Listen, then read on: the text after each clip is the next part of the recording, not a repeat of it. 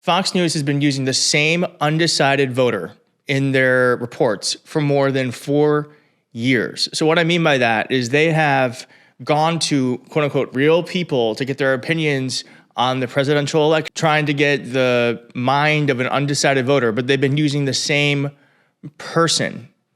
This account, Decoding Fox News, first discovered it, and that's where I saw it. So I want to bring that to you. This, of course, is not the first time that Fox News has been in trouble over mishandling the truth.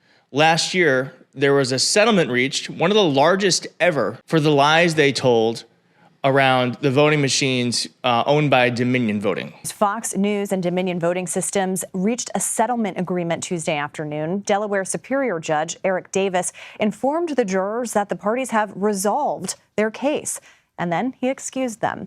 So joining us now from Wilmington is CBS News congressional correspondent Scott MacFarlane, who has been covering this case. So, Scott, an earlier conclusion than some of us expected. What do we know about this settlement so far?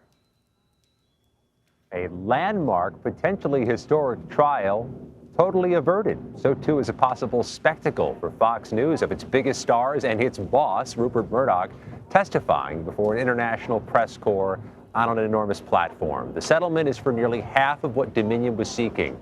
They sued for $1.6 billion. They have settled for $787.5 million.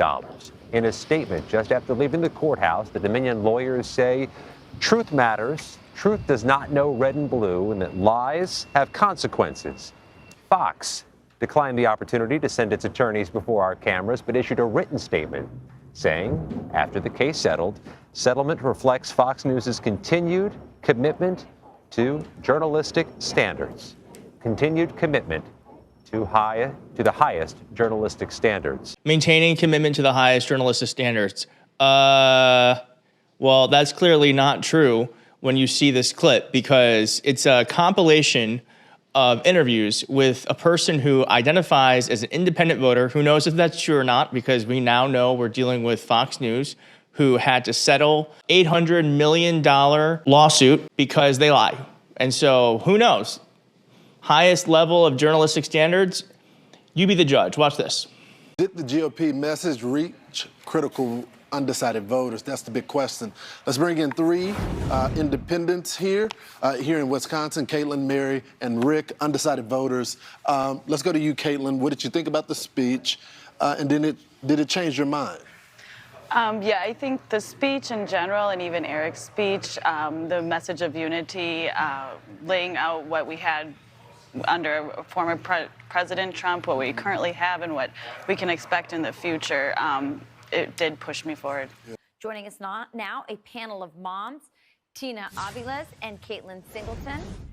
Tina, Caitlin, welcome. Let's start with you, Tina. We're now joined by our panel of everyday but extraordinary Americans. Jasmine Derringer, she works two jobs and is a single mom. Caitlin Singleton is a mother of three, nonprofit housing site manager, and Tanisha Williams is a realtor with 4 kids. Caitlin Singleton is a rental housing site manager with 3 kids. And Carolina Del Calvo is a mother of 2 and a business owner. Our next guests are 2 working moms. Carissa Mayer is a nurse and a mother of 3. Caitlin Singleton is a rental housing site manager with 3 kids as well. 3 undecided voters from crucial battleground states. We have Christopher Formoso of Florida, financial analysis manager who voted for Gary Johnson back in 2016. He's a registered Republican. Caitlin Singleton, Democrat from Wisconsin, is a rental housing site manager, mom of 3. She voted for Hillary Clinton last time around. Ainsley, thanks so much. And that's right. I am here with Caitlin Singleton from Wisconsin, who voted for Hillary Clinton in 2016. Doug Boyer from Ohio, who wrote in former Governor John Kasich last election. And Nick Golick from North Carolina, who supported Libertarian candidate Gary Johnson. So Doug Boyer here has appeared on Fox multiple times on panels as an independent voter. And this woman, Tanisha Williams, appeared in these clips twice. So pretty damning stuff right there from Decoding Fox News. And again, thank you to the Twitter account Decoding Fox News for doing the legwork on that. Want to make sure they get the full credit, because it takes a lot of work to research that, find the clips, and then put it all together. So hats off to them, and thank you for doing that, because this is the type of journalism that honestly we should be getting, but this is why we have to go to independent outlets to make sure that we are actually putting checks on the mainstream media. So I guess my question to all of you is, do you actually believe this woman and these people in these segments who have been repeatedly identified as, quote, independent voters, and when they are interviewed say that they lean towards Trump? Do you think that's a real thing?